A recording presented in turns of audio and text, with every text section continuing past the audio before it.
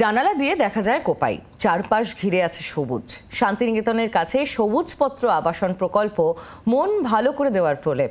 1 দশকের বেশি এই প্রকল্পের সঙ্গে মিলে মিশে একাকার স্থানীয় বাসিন্দারাও। শান্তিনিকেতন থেকে কিছুটা দূরে গোয়ালপাড়া এলাকা, পা চালালেই কোপাই নদী, তার পাশেই গড়ে উঠেছে সবুজপত্র আবাসন প্রকল্প। প্রকৃতির কাছে বসবাস 300-র বেশি পরিবারের।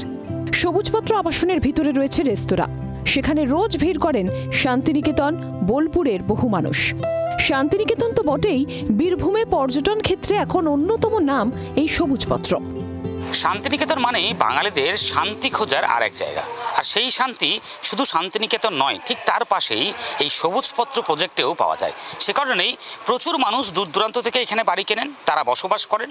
সবুজপত্র শুধু বোলপুরের কোনো প্রজেক্ট নয়, সারা পৃথিবীতে কলকাতা রুটের বাঙালিরা সবুজপত্রের নাম জানে। তারা কলকাতায় আসলে সবুজপত্র একবার করে ঘুরতে আসে। সুতরাং আমাদের বিশ্বাস, সবুজপত্র আগামী দিনে শান্তিনিকেতনের এক উজ্জ্বল নক্ষত্র হয়ে, বোলপুরের এক উজ্জ্বলতম নক্ষত্র হয়ে থেকে যাবে আগামী 100 বছর অন্তত।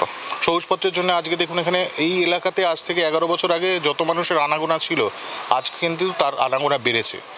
আজকে কেউ এলে, বোলপুরে এলে সবাই, যারা এখানে আমাদের টোটো ভাই, যারা টোটো চালান বা যারা রিক্সা চালান, তারা কিন্তু অন্যান্য জায়গা ঘোরানোর সঙ্গে সঙ্গে তারা বলেন চলুন আমাকে একটা ভালো প্রজেক্ট দেখিয়ে নিয়ে আসি।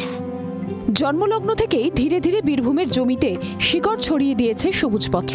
গড়ে উঠেছে সেখানকার বাসিন্দাদের সঙ্গে আত্মিক যোগ।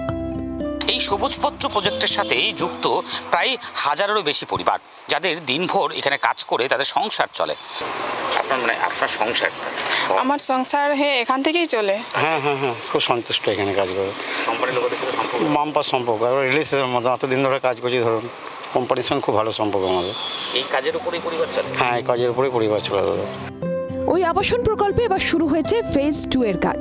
আগামী দিনে সবুজপত্রের ছায়া এলাকা জুড়ে আরও বড় হবে বলে আশা প্রকল্পের আধিকারিকদের। ক্যামেরায় সম্রাট ভান্ডারীর সঙ্গে প্রসেনজিৎ মালাকারের রিপোর্ট, জি 24 ঘন্টা। বাংলার আওয়াজ, বাঙালির আবেগ, জি 24 ঘন্টা।